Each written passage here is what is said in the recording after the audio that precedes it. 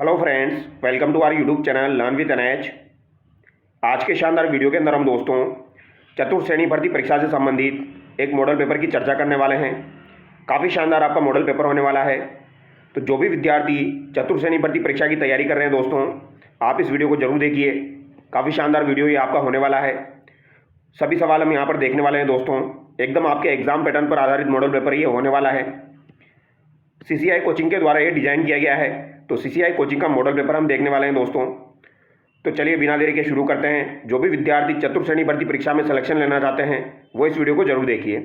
सबसे पहले हम राजस्थान जीके के सवाल देखेंगे दोस्तों, उसके बाद हम हिंदी के सवाल डिस्कस करेंगे और फिर उसके बाद हम इंग्लिश के सवाल यहाँ पर देखने वाले हैं। तो चलिए शुरुआत करते हैं। क्वेश्चन नंबर 51 देखिए, राजस्थान जीके का सवाल है आपका। बिराटिया खुर्द और सुरताखेड़ा में किस लोक देवता के मंदिर है? तो बताइए दोस्तों, काफ़ी शानदार सवाल है। बिराटिया खुर्द और सुरताखेड़ा में किस लोक देवता के मंदिर हैं? तो काफ़ी इंपॉर्टेंट सवाल है। तो यहाँ पर किनका मंदिर हो जाएगा? रामदेव जी का मंदिर हो जाएगा। आप लोगों को पता होगा रामदेव जी का जो जन्म था ये कहाँ पर हुआ था दोस्तों? तो उडू कश्मीर बाड़मेर में इनका जन्म हुआ था। ये आप याद रखेंगे, उडू कश्मीर बाड़मेर में इनका जन्म हुआ था। फाबू जी गो रक्षार्थ किसके विरुद्ध युद्ध करते हुए वीर गति को प्राप्त हुए थे? तो फाबू जी ने दोस्तों गायों की रक्षा करते हुए वीर गति को प्राप्त हो गए थे। तो ये किसके विरुद्ध वीर गति को प्राप्त हुए थे, ये आपसे पूछा गया है। तो फाबू जी जो थे दोस्तों ये जिंदराव खिची के खिलाफ आपके वीर गति को प्राप्त हुए थे, ये आपको याद रखना है। तो जिंदराव खिची के खिलाफ लड़ते हुए ये वीर गति को प्राप्त हुए थे फाबू जी। और ये इनका कौन था? बहनोई था दोस्तों, जिंदराव खिची। अगला सवाल देखिए, शेषनाग का अवतार किसे कहा जाता है? तो अगर आपसे पूछा जाए शेषनाग का अवतार किसे कहा जाता है दोस्तों, तो ये किसे कहा जाता है ये आपको बताना है। तो ये आपके किसे कहा जाता है दोस्तों? वीर कल्ला जी को कहा जाता है। ऑप्शन डी यहाँ पर आपका करेक्ट हो जाएगा। ठीक है, तो शेषनाग का अवतार किसे कहा जाएगा? तो कल्ला जी को कहा जाएगा। फाबू जी को किसका अवतार कहा जाता है दोस्तों? फाबू जी को लक्ष्मण जी का अवतार कहा जाता है, ये आप याद रखिएगा। कल्ला जी जो है इन्हें भूत प्रेतों का देवता, चार हाथ वाले देवता, तो इन सब नामों से इन्हें जाना जाता है। और इनका संबंध कहाँ से हो जाएगा? आपका रुंडेला से हो जाएगा। तो रुंडेला आप याद रखना, इनका संबंध रुंडेला से हो जाएगा। अगला सवाल देखिए, लक्ष्मण के अवतार के रूप में पूजनीय देवता है। तो लक्ष्मण के अवतार के रूप में किन्हें पूजा जाता है दोस्तों? तो फाबू जी जो है इन्हें लक्ष्मण के अवतार के रूप में पूजा जाता है।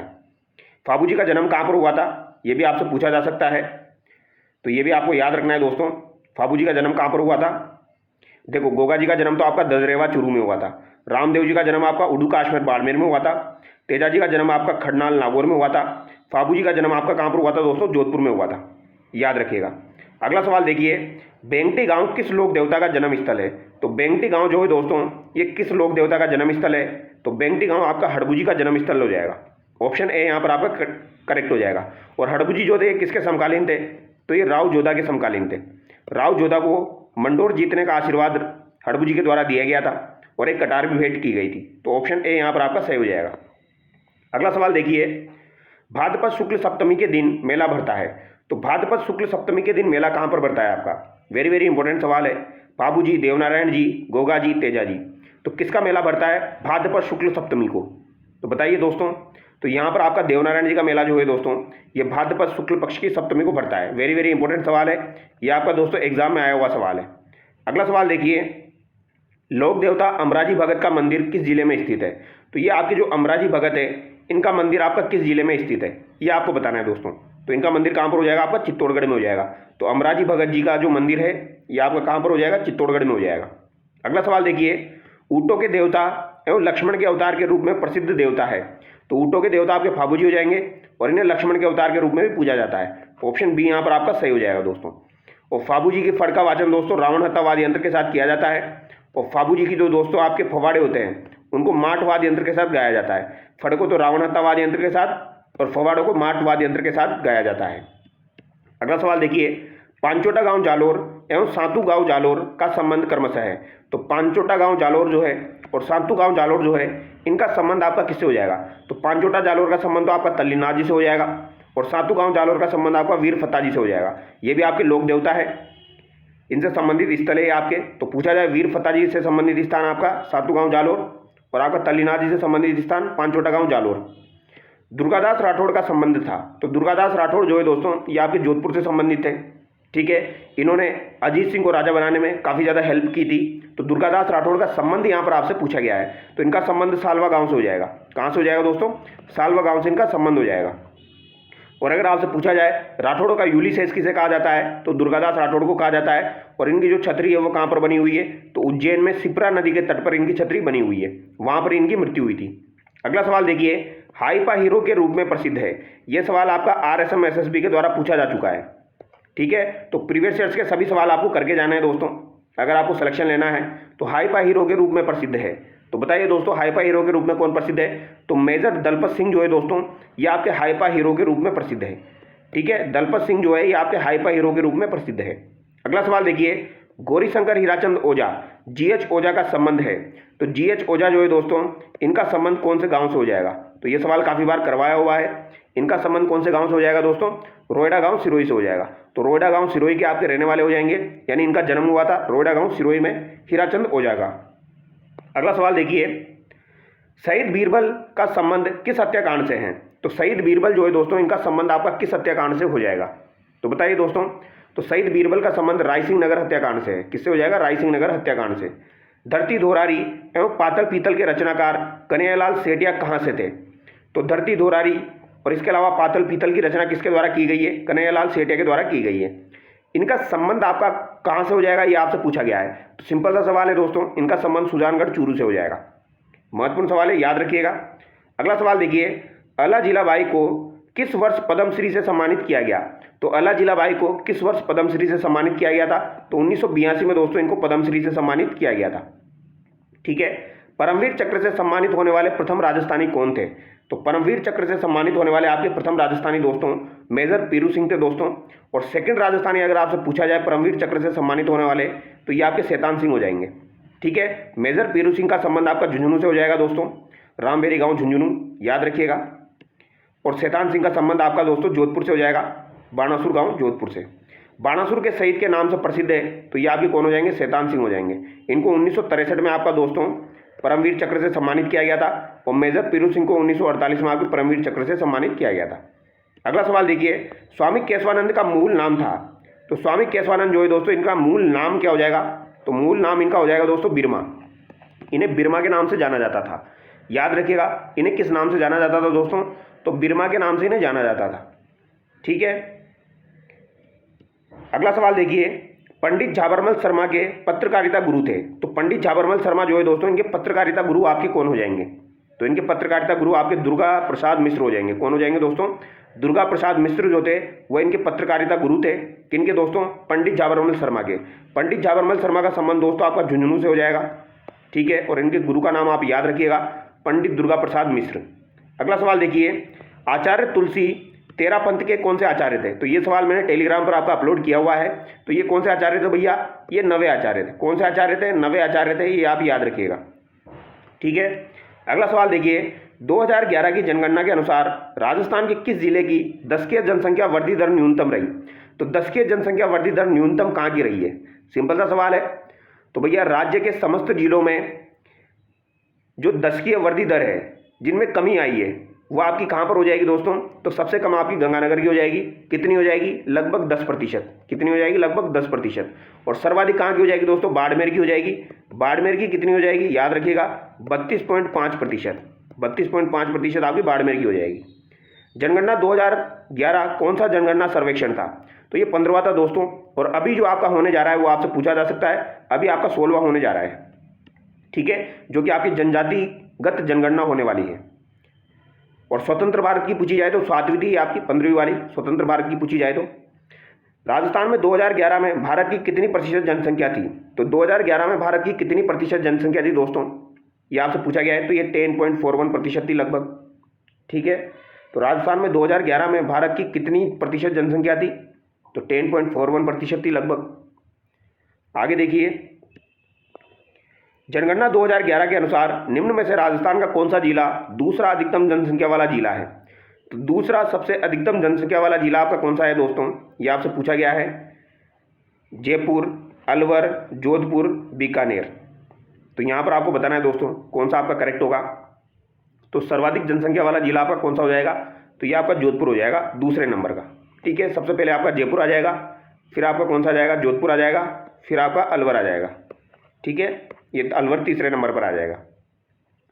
2011 की जनगणना अनुसार राजस्थान के न्यूनतम जनसंख्या वाला जिला है, तो न्यूनतम जनसंख्या वाला जिला आपका कौन सा हो जाएगा दोस्तों? ये भी महत्वपूर्ण सवाल है। तो ये आपका जैसलमेर हो जाएगा। न्यूनतम जनसंख्या वाला जिला आपका जैसलमेर है।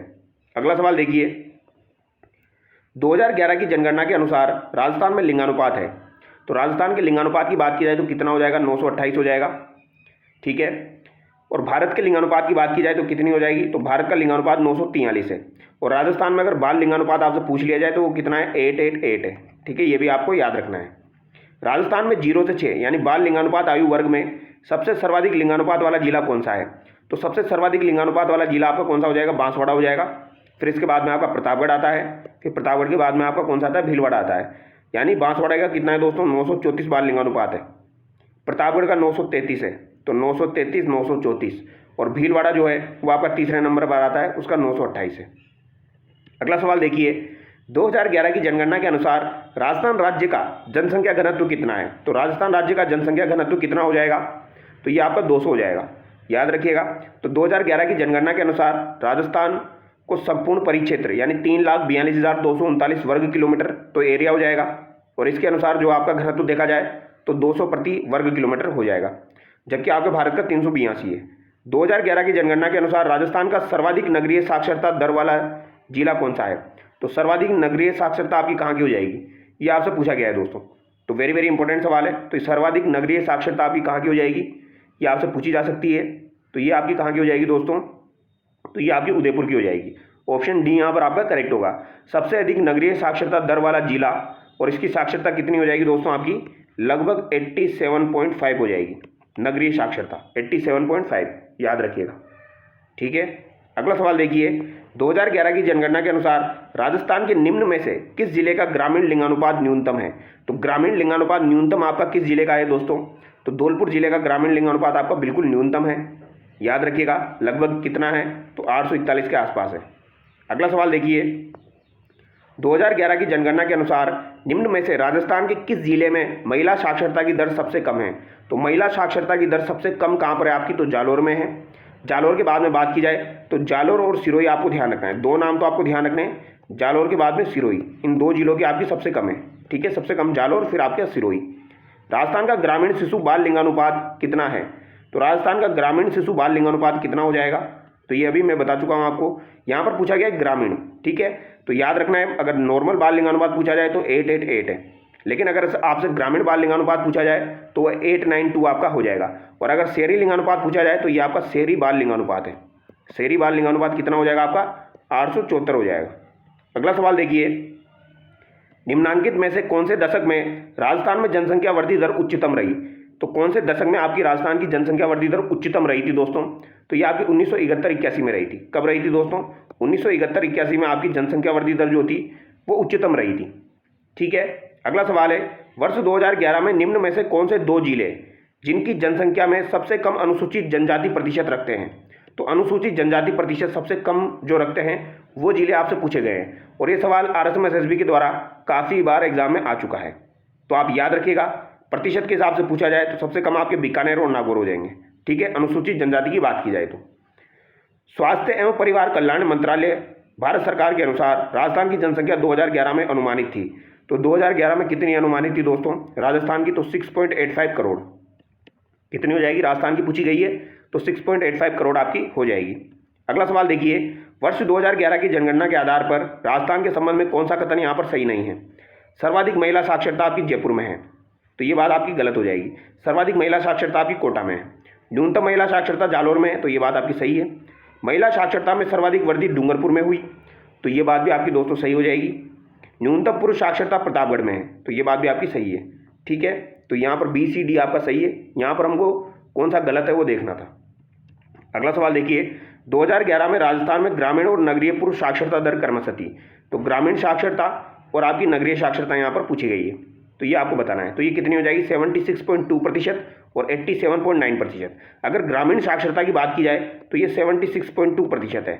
और अभी ये वाली जो है दोस्तों, ये आपकी एक एग्जाम में पूछी गई थी, शायद URO के एग्जाम में पूछी गई थी, 87.9%। ठीक है, तो 87.9% आपकी नगरीय साक्षरता है राजस्थान की। और ग्रामीण साक्षरता की बात की जाए तो लगभग 76 है। तो इतना याद रखिए आप, तो 76 और 87 ये ग्रामीण साक्षरता है और ये नगरीय साक्षरता है। ऑप्शन ए यहाँ पर आपका करेक्ट हो जाएगा। अगला सवाल देखिए, क्वेश्चन नंबर 88 देखिए दोस्तों, राज्य में पुरुष साक्षरता सर्वाधिक संख्या में जिस जिले में है वो है। तो सर्वाधिक पुरुष साक्षरता आपकी किस जिले में है? तो ये झुंझुनू जिले की पुरुष साक्षरता आपकी सर्वाधिक हो जाएगी। तो पुरुष साक्षरता की बात की जाए तो सर्वाधिक सबसे पहले आपका झुंझुनू आता है, फिर उसके बाद आपका कोटा आता है दोस्तों पुरुष साक्षरता में। 2011 की जनगणना के अनुसार राजस्थान के निम्न में से किस जिले में लिंगानुपात सबसे अधिक है? तो किस जिले का लिंगानुपात आपका सबसे अधिक है? तो डूंगरपुर का लिंगानुपात आपका सबसे अधिक है दोस्तों, याद रखिएगा। तो सर्वाधिक लिंगानुपात वाला जिला अगर बात की जाए तो डूंगरपुर हो जाएगा आपका, 994 इसका लिंगानुपात है, ठीक है। और अगर सबसे कम लिंगानुपात वाले जिले की बात की जाए तो वह आपका कौन सा हो जाएगा? धौलपुर हो जाएगा। तो सबसे कम बाल लिंगानुपात वाला धौलपुर हो जाएगा और उसका बाल लिंगानुपात 846 है। तो याद रखिएगा, ये इंपॉर्टेंट है, ठीक है। ये सवाल आपके एग्जाम में जरूर बनेंगे दोस्तों, क्योंकि ज़्यादा टफ सवाल भी नहीं है, ज़्यादा ईजी भी नहीं है, आपके लेवल के सवाल है। राजस्थान के किस जिले में वर्ष 2001 से 2011 के दौरान सर्वाधिक जनसंख्या वृद्धि दर्ज की गई? तो सर्वाधिक जनसंख्या वृद्धि कहाँ पर हुई है दोस्तों? तो बाड़मेर में हुई है, 32.5%, वो हम देख चुके हैं। अब दोस्तों आप कंप्यूटर के सवाल देखिए, शानदार सवाल है आपके। पावर पॉइंट प्रेजेंटेशन का एक्सटेंशन क्या होता है? तो पावर पॉइंट का जो प्रेजेंटेशन है उसका एक्सटेंशन अगर आपसे पूछ लिया जाए तो क्या बता सकते हो आप क्या होता है? तो ये डॉट पीपीटी होता है। क्या होता है दोस्तों? डॉट पीपीटी आपका होता है, ठीक है, याद रखिएगा। तो पावर पॉइंट में पूछा जाए तो डॉट पीपीटी होता है, और अगर बात की जाए एमएस वर्ड की तो डॉट डीओसी आपका होता है। रो और कॉलम से मिलकर बनी होती है। तो रो और कॉलम से मिलकर आपका क्या बना होता है दोस्तों? तो वर्कशीट जो है ये आपकी रो और कॉलम से मिलकर बनी होती है, और जहाँ पर रो और कॉलम मिलते हैं तो ये वाला पार्ट आपका क्या कहलाता है? ये सेल कहलाता है आपका। अगला सवाल देखिए, पहले से ऑन कंप्यूटर को रीस्टार्ट करने को क्या कहा जाता है? तो ये वार्म बूटिंग कहलाती है। क्या? क्योंकि पहले से स्टार्ट था कंप्यूटर, फिर भी आपने स्टार्ट कर दिया तो ये आपकी कैसी वो बूटिंग हो जाएगी? वार्म बूटिंग हो जाएगी, ठीक है। लेकिन पहली बार अगर आप रीस्टार्ट करते हैं तो उसे कोल्ड बूटिंग कहा जाता है, ठीक है। बंद कंप्यूटर को आप स्टार्ट करते हैं तो वो कोल्ड बूटिंग होती है, ठीक है। और कंप्यूटर को बंद करना क्या कहलाता है आपका? वो शट डाउन कहलाता है। जब प्रोसेसर सीपीयू का प्रयोग करता है तब डेटा और प्रोग्राम कहाँ रखे जाते हैं? तो जब प्रोसेसर होता है ये आपका डेटा यानी कि सीपीयू का प्रयोग करता है तब डेटा और प्रोग्राम कहाँ रखे जाते हैं? तो ये आपकी मेन मेमोरी में रखे जाते हैं। तो जब प्रोसेसर सीपीयू का प्रयोग करता है तब डेटा और प्रोग्राम मेन मेमोरी में रखे जाते हैं, ठीक है। और सेकेंडरी मेमोरी में आपकी hard disk, floppy disk, pen drive, CD, DVD ये आते हैं। अगला सवाल देखिए, माउस का आविष्कार किसने किया था? तो माउस का आविष्कार दोस्तों किसके द्वारा किया गया था? तो डगलस एंजलबर्ट के द्वारा माउस का आविष्कार किया गया था, ठीक है। और क्रिस्टोफर का जो मैंने आपको बताया था उसने कीबोर्ड का आविष्कार किया था। निम्नलिखित में से कौन सा एक भौतिक परिवर्तन नहीं है? तो कौन सा यहाँ पर आपका भौतिक परिवर्तन नहीं है दोस्तों? ये आपका साइंस का सवाल है। लकड़ी के लट्ठे को काटना, तो लकड़ी के लट्ठे को काटना ये आपका दोस्तों भौतिक परिवर्तन में आ जाएगा, क्योंकि जला थोड़ी रहे हो, काट रहे हो। चौक के टुकड़े को धूल में चूर्ण कर देना, तो इसमें भी दोस्तों आपका भौतिक परिवर्तन है। जल का वाष्पीकरण भी आपका भौतिक है। लोहे की अलमारी पर जंग लगना ये आपका रासायनिक परिवर्तन है, क्योंकि यहाँ पर आपकी रासायनिक अभिक्रिया हो चुकी है दोस्तों। आनुवांशिक विभिन्नताओं के संदर्भ में निम्नलिखित में से कौन सा कथन असत्य है? निम्नलिखित विकल्पों में से सर्वाधिक उपयुक्त उत्तर चुनें। तो सर्वाधिक उपयुक्त उत्तर आपको चुनना है दोस्तों। जो जीव अलैंगिक जनन की प्रक्रिया से जनन करते हैं उनमें विशिष्ट विभिन्नताएं प्रदर्शित होती है। ऑप्शन ए यहाँ पर आपका दोस्तों सही हो जाएगा। तो जो जीव अलैंगिक जनन की प्रक्रिया से जनन करते हैं उनमें विशिष्ट विभिन्नताएं प्रदर्शित होती है।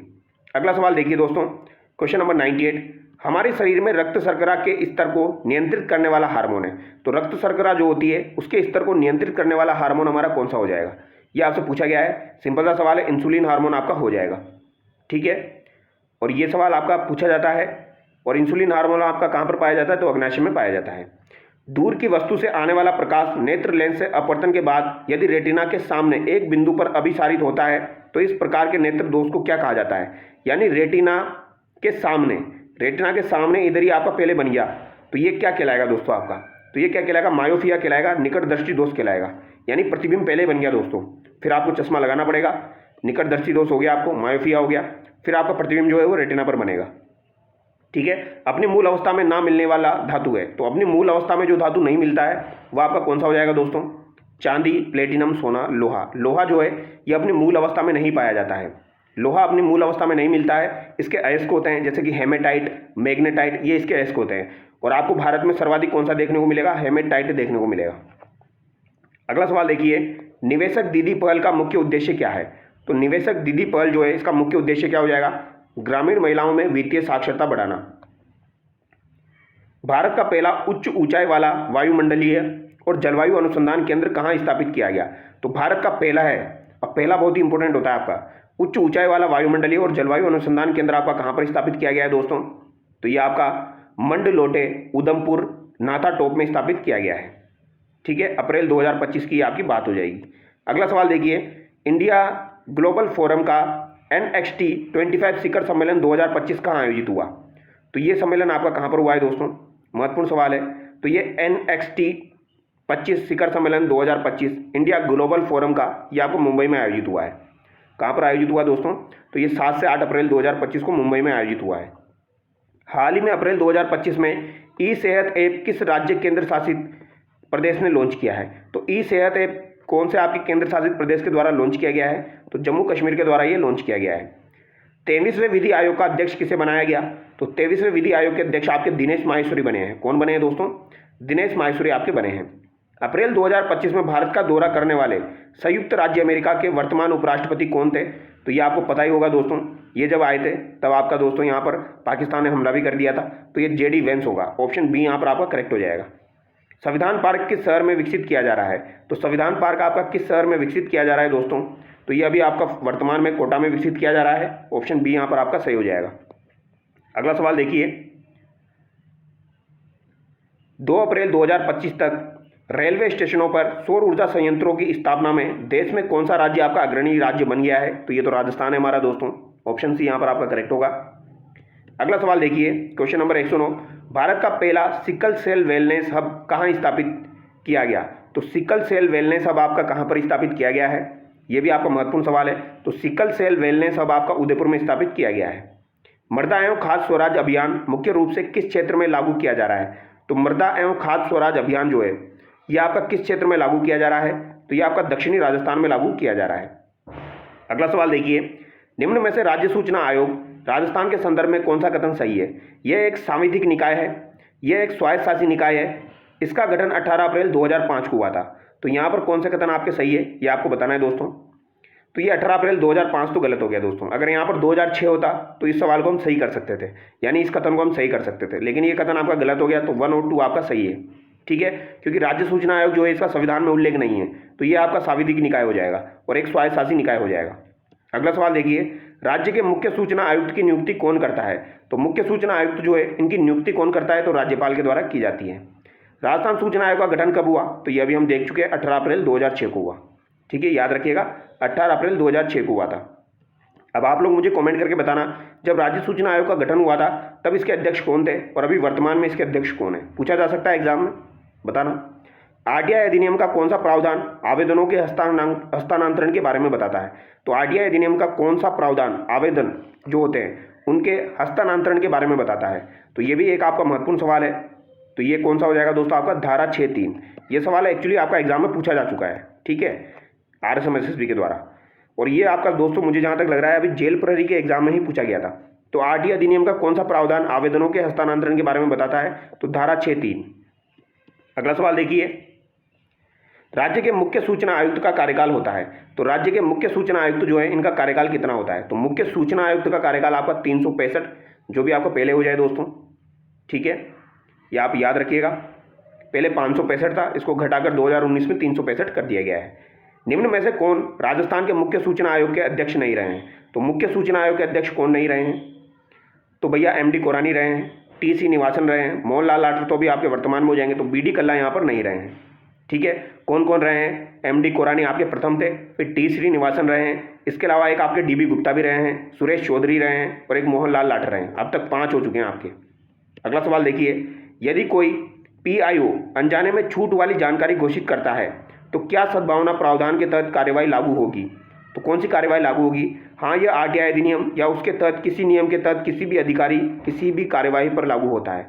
ऑप्शन ए यहाँ पर आपका करेक्ट होगा। RTI अधिनियम 2005 लागू होने के बाद सूचना की स्वतंत्रता अधिनियम 2002 की स्थिति क्या है? तो सूचना के अधिनियम 2002 की स्थिति आपकी क्या हो जाएगी? जब RTI एक्ट आपका 2005 लागू हो चुका है तो ये क्या स्थिति है? तो यह मौजूद है और जिस हद तक RTI अधिनियम 2005 विरोधाभासी है यह बाद वाले को खत्म कर देगा। तो ये यहाँ पर डी आपका करेक्ट है। निम्नांकित में से कौन सी शब्दावली सूचना का अधिकार अधिनियम 2005 की उद्देशिका में उल्लेखित है? तो सूचना की पारदर्शिता, सूचना का प्रकटन, संसूचित नागरिकता, लोकतांत्रिक आदर्श की प्रभुता। तो यहाँ पर कौन सा दोस्तों आपका जो है वो यहाँ पर बताना आपको उल्लेखित है उद्देशिका में। तो सूचना की पारदर्शिता, सूचना का प्रकटन, संसूचित नागरिकता, लोकतांत्रिक आदर्श की प्रभुता, ये सभी आपके उल्लेखित है सूचना के अधिकार में। सूचना का अधिकार अधिनियम 2005 के तहत प्रत्येक सरकारी विभाग में इस हेतु नियुक्त प्राधिकारी है। तो इस हेतु नियुक्त प्राधिकारी आपका कौन सा हो जाएगा, ये आपसे पूछा गया है। तो ये आपका लोक सूचना अधिकारी हो जाएगा। एक लोक सूचना अधिकारी होगा आपका दोस्तों, ठीक है, ये आप याद रखिएगा 5(1) के अनुसार, इसकी धारा 5(1) के अनुसार। और एक मैंने जो आपको बताई वो हस्तांतरण वाली 6(3) याद रखना, वो पूछी जा चुकी है, ठीक है। तो ये यहाँ पर तो हमारा जीके का पार्ट कंप्लीट हो चुका है। अब अगर आप बोलो तो दोस्तों आपको हिंदी के सवाल भी मैं करवा देता हूँ दोस्तों। यहाँ पर जैसे हिंदी के सवाल है, कौन सा शब्द आपका शुद्ध है, ये आपको बताना है। तो बताइए दोस्तों, क्वेश्चन नंबर 16 जो है इसका आंसर आप बताइए। नर्प, परम, पक्षीराज, इसके अलावा यहाँ पर दिया गया है नेपथ्य। तो यहाँ पर कौन सा जो है दोस्तों वो आपका शुद्ध है, ये आपको बताना है। तो यहाँ पर जो ये पक्षीराज लिखा हुआ है ये बिल्कुल शुद्ध लिखा हुआ है, ठीक है। इनमें से वर्तनी की दृष्टि से कौन सा शब्द शुद्ध है, तो कौन सा यहाँ पर शुद्ध है दोस्तों, तो भागीरथी बिल्कुल यहाँ पर शुद्ध लिखा हुआ है। भागीरथी, भागीरथी को इसी तरीके से लिखा जाता है। अगला सवाल देखिए, निम्न में से किस विकल्प में सभी शब्द शुद्ध है। तो सभी शब्द शुद्ध किस विकल्प में हो जाएंगे, जैसे ये द्रौपदी है, ये सही लिखा हुआ है आपका। निर्भिमान भी आपका सही लिखा हुआ है। बाकी यहाँ पर प्रामाणिक होता है, प्रमाणिक नहीं होता है दोस्तों, तो इसी तरीके से गलत हो जाएगा। थर्ड यहाँ पर करेक्ट होगा। वर्तनी की दृष्टि से अशुद्ध शब्द का चयन कीजिए। तो अशुद्ध शब्द का आपको चयन करना है दोस्तों क्वेश्चन नंबर 19 में। तो प्रिय दर्शनी बिल्कुल सही लिखा हुआ है। निहारिका, प्रकुपित, मनोचिकित्सा, तो मनोचिकित्सा नहीं होता है दोस्तों, ये मन चिकित्सा होता है, तो ये आपका अशुद्ध हो जाएगा, ठीक है। कौन सा शब्द अशुद्ध है, तो लालायित, विस्मरण, मुनिगन या फिर आपका वाहिनी। तो यहाँ पर मुनिगन जो लिखा हुआ है ये आपका अशुद्ध है। बाकी यहाँ पर बिल्कुल सही लिखे हुए हैं। किस क्रमांक में आपके शुद्ध शब्द हैं, तो सुश्रूषा, मिष्टान, साम्यता, पुनर्वलोकन। तो यहाँ पर किस में आपका दोस्तों शुद्ध शब्द हो जाएगा, तो ये पुनर्वलोकन जो लिखा हुआ है ये बिल्कुल आपका सही लिखा हुआ है दोस्तों। यहाँ पर ठ नहीं आता है दोस्तों, ट आता है आपका, इस तरीके से यहाँ पर आपका पुनर्वलोकन होगा। किस क्रमांक में शुद्ध शब्द है, तो शुद्ध शब्द आपका किस क्रमांक में हो जाएगा, पुरुष आपका बिल्कुल सही लिखा हुआ है। किस क्रमांक का शब्द आपका शुद्ध है, यहाँ पर भी वही सवाल है। चक्रपाणी, निरोग, पुनर्वलोकन, यहाँ पर आपका नभमंडल, तो पुनर्वलोकन यहाँ पर सही दिया गया है। किस क्रमांक का शब्द यहाँ पर शुद्ध है, तो प्रौढ़ आपका बिल्कुल सही लिखा हुआ है। विरहणी शब्द में किससे संबंधित अशुद्धि है, तो विरहणी शब्द जो है दोस्तों इसमें किस प्रकार की आपकी अशुद्धि है, तो विरहणी, तो इसमें आपकी लिंग संबंधी अशुद्धि है। वर्तनी की दृष्टि से कौन सा शब्द आपका अशुद्ध है, त्योहार, तो त्योहार में डबल मात्रा नहीं आती है आपकी दोस्तों, त्योहार को इस तरीके से लिखा जाता है, एक ही मात्रा इसमें आती है, ठीक है, याद रखिएगा। अधीन, अंत्याक्षरी, पड़ोस, ये बिल्कुल सही लिखा हुआ है। वर्तनी की दृष्टि से कौन सा शब्द आपका अशुद्ध है, तो कौन सा शब्द यहाँ पर आपका अशुद्ध है, तो वितेषणा जो लिखा हुआ है ये आपका दोस्तों अशुद्ध है। शुद्धिकरण सही लिखा हुआ है, न्यौछावर भी सही है, झोपड़ी भी आपका सही है। वर्तनी की दृष्टि से कौन सा शब्द आपका शुद्ध है, स्थायी, अनुग्रहित, द्वारिका या वस्तुएं। तो वस्तुएं जो लिखा हुआ है ये बिल्कुल आपका सही लिखा हुआ है दोस्तों, वस्तुएं। अगला सवाल देखिए, देवता कूच कर जाना, पो 12 होना, बछिया का ताव, फल झरना, इनका मिलान करना है आपको। सिंपल सा सवाल है। तो देवता कूच कर जाना इसका मतलब हो जाएगा घबरा जाना, ठीक है। पो 12 होना, तो पो 12 होना का मतलब क्या हो जाएगा दोस्तों आपका खूब लाभ होना, ठीक है। बछिया का ताव, तो बछिया का ताव क्या हो जाएगा, मूर्ख व्यक्ति। फल झरना यानी प्रिय वचन बोलना, ऑप्शन बी यहाँ पर आपका करेक्ट हो जाएगा। अगला सवाल देखिए, निम्न में से कौन सा मुहावरा अर्थ की दृष्टि से असंगत है, तो कौन सा अर्थ की दृष्टि से आपका असंगत है। ऊंचे नीचे पैर पड़ना, बुराई में पड़ जाना, कच्चा चिट्टा खोलना, भेद खोलना, ये दोनों तो बिल्कुल सही लग रहे हैं। खून सफ़ेद हो जाना, शक्तिहीन होना, ये यहाँ पर गलत है दोस्तों। घोटी लाल होना यानी अपना प्रयोजन सिद्ध करना, ये भी आपका सही है। निम्न में से किस मुहावरे का अर्थ असंगत है, तो असंगत अर्थ आपको बताना है। एक आंख से देखना, तो एक आंख से देखना यह आपका बिल्कुल सही दिया गया है, पक्षपातपूर्ण व्यवहार करना। एक घाट पानी पीना, एकता और सही सुनता, तो ये भी बिल्कुल सही बात है, एक ही घाट पे पानी पी रहा है वो। 1 से 21 करना, किसी काम को बढ़ाना, तो ये आपका दोस्तों गलत हो जाएगा। एड़िया रगड़ना, बहुत दौड़ धूप करना, ये भी आपका सही दिया गया है।